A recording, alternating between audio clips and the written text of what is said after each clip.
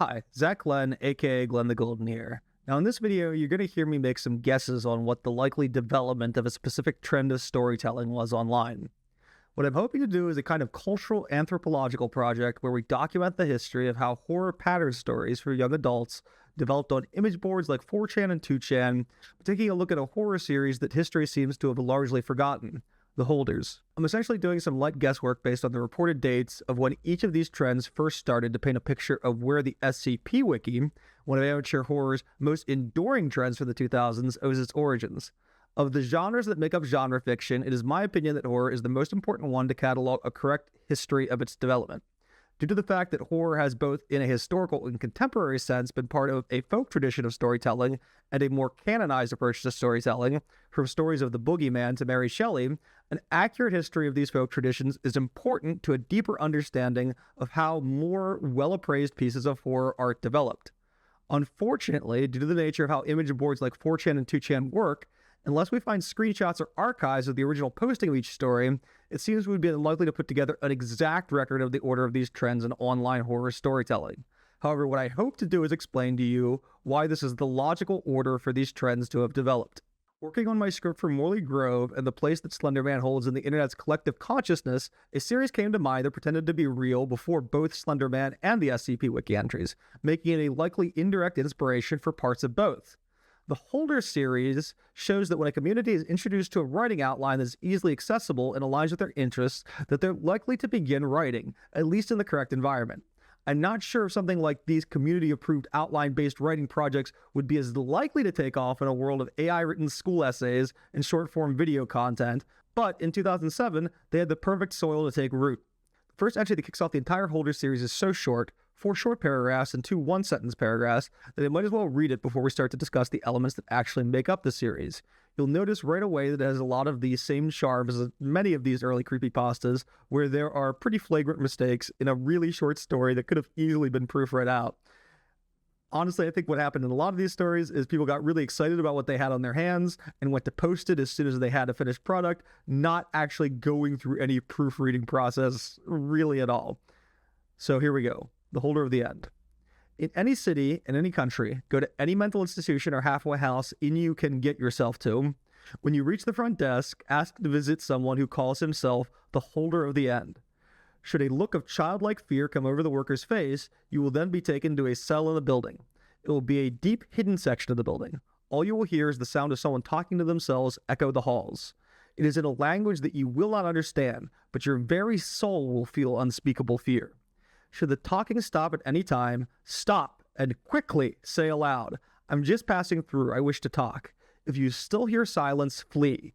Leave, do not stop for anything, do not go home, don't stay at an inn, just keep moving, and sleep where your body drops. You will know in the morning if you've escaped. If the voice in the hall comes back after you utter those words, continue on. Upon reaching the cell, all you will see is a windowless room with a person in the corner, speaking an unknown language and cradling something. The person will only respond to one question: what happens when they all come together? The person will then stare into your eyes and answer your question in horrifying detail. Many go mad in that very cell, some disappear soon after the meeting, and a few end their lives, but most do the worst thing and look upon the object in the person's hand. You will want to as well. Be warned that if you do, your death will be one of cruelty and unrelenting horror. Your death will be in that room by that person's hands. Object is one of 538. They must never come together. Never. Very scary. But I think you can see from the world building alone and the fact that there's a lot for the audience to fill in the gaps with their imagination, why this would catch on in an internet image board setting. So first, part 1. The provenance of pasta. Earliest possible beginning date that I have for the Holder series comes from the Creepypasta Wiki and dates the series as beginning in 2006. I'm inclined to believe that assessment for 2 reasons. The first is that the Holder series has a more rudimentary form of writing than what is found in even the earliest entries in the SCP Wiki. While the style is more befitting to a narrative than what is published on the SCP Wiki, there's still an interesting quirk to it that you don't often see in fiction writing. It's written in the second person.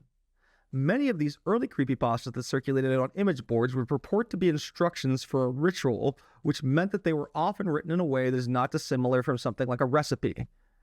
More on that a little bit later. As such, much like the writing of the SCP Wiki, it is still not an outline to practice a form of writing that closely resembles a traditional narrative. The second reason that I believe it's accurate that the Holder series came before the first SCP Wiki is the timing. The Holder series seems to more or less be a writing format that adapts a mid-2000s sci-fi channel series called The Lost Room, essentially making the Holders a piece of fan fiction. I'm also not the first person to make the connection. The critic David Yates wrote a retrospective on the series that primarily dwells on how the series appears to have inspired both the SCP Wiki and the Holder series on image boards. His retrospective essentially focusing on how this largely forgotten sci-fi channel TV series has an outsized cultural impact because it ended up creating the seeds for popular microfiction to take root. What Yates does not note is where the format for the Holder series came from. The format is nothing like what happens with The Lost Room, and even though there's a lot of conceptual overlap with the Holder series, such as what Yates notes about artifacts that should not be brought together, there doesn't seem to be any real overlap with how the Holder of the End is written. Why did the author choose to write the Holders in the form of a ritual? Enter 2-channel and something I'm about to badly mispronounce, Hattori Kakarenbo. If you're not familiar, maybe I got it right, but I doubt it. If you're not familiar with this part of internet history, then it would probably benefit you to know that 4chan's user base's obsession with Japan is a large part of the reason that we even have the word weeaboo to describe Japanophiles, which we all know what they want to do with Japan. So it shouldn't be a real surprise that trends proliferated between Japanese netizens and American netizens in the mid-2000s primarily through 4chan, specifically through users who happen to use both 4chan and 2chan, the Japanese language equivalent to the Americanized 4chan. Hattori Kakarenbo is yet another creepypasta that is told through second-person narration, because it happens to be a ritual for summoning a spirit that allows you to play hide-and-seek by yourself. The writing style for Hattori Kakarenbo appears to be incredibly similar to the writing style of the Holder series when translated into English, with examples like if you have a stuffed animal with limbs, it can be used as well, e.g. a teddy bear. These instructions are very similar to the instructions within the Holder series. If I had to make an exact guess on the timeline that brought us to the specific era of late 2000s image board-based horror, which is exemplified by things like Slender Man and the SCP Wiki, I would guess that The Lost Room and Hattori Kakarenbo both came out in mid-2006. An author who is a 2chan and 4chan user happens to see both and combines the world building of The Lost Room with the storytelling of Hattori Kakarenbo into a 4chan post which sees enough success that people do write additional entries for the other 537 objects that the author originally leaves up to the audience's imagination. After the Holder series gets some traction, the SCP series iterates on it because the ritual pasta format is actually far more restricting than the looser format of forced style cues from a government organization, such as the one within the SCP universe. Ultimately, the SCP Wiki is the format that of the two seems to have had the most staying power, as people still talk so glowingly about the SCP series that it has a potential collaboration coming up with the VHS Horror Anthology series. Meanwhile, the Holder series has been relegated to the dustbin of history, but I don't think it means that there aren't any lessons that can be learned from the demise of the Holder series. Part 2, The Holders, a Postmortem.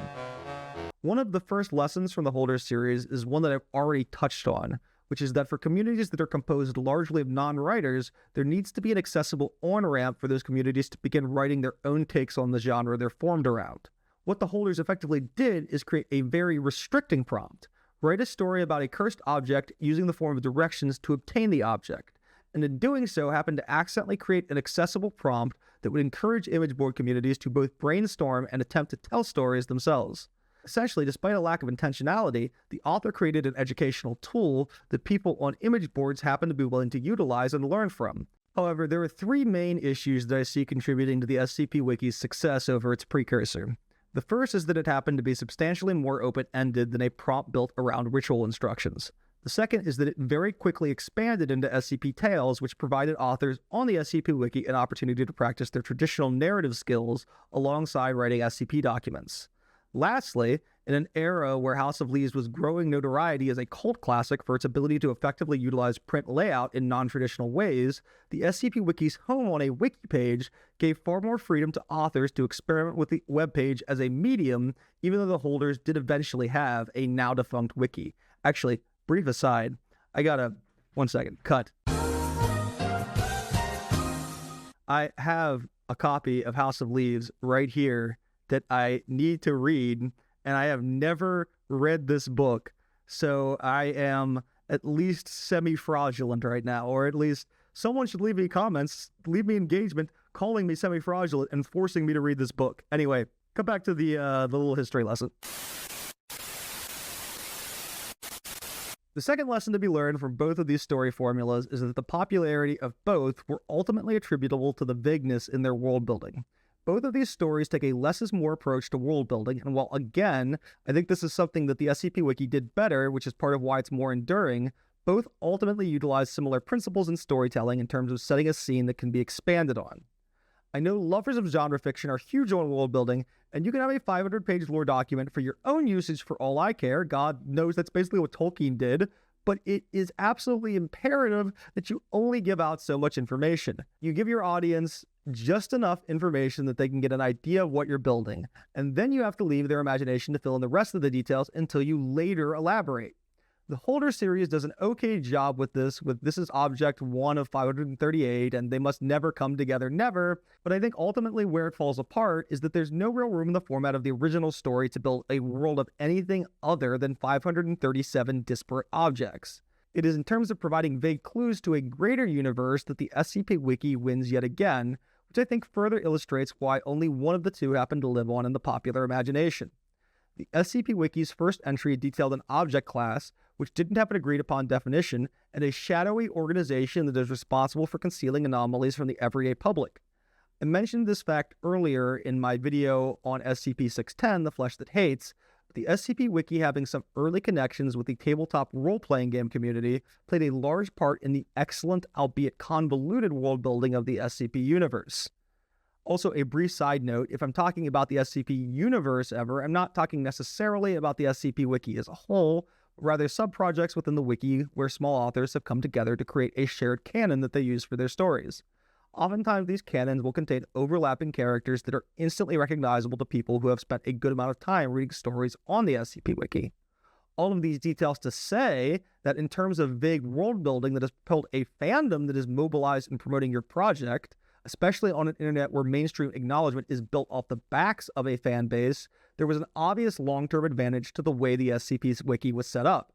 Again, regardless of the intentionality in this specific project, it's easy to see where the staying power came from in retrospect. Ultimately, I think the reason that one of these two formats won out was because the SCP Wiki was simply able to outcompete the Holder series and its eventual wiki page.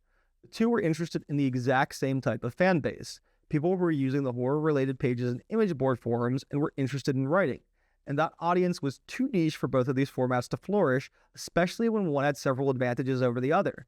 In this way, I think that another lesson that can be learned from the Holder series is that you can't be afraid to iterate on an idea.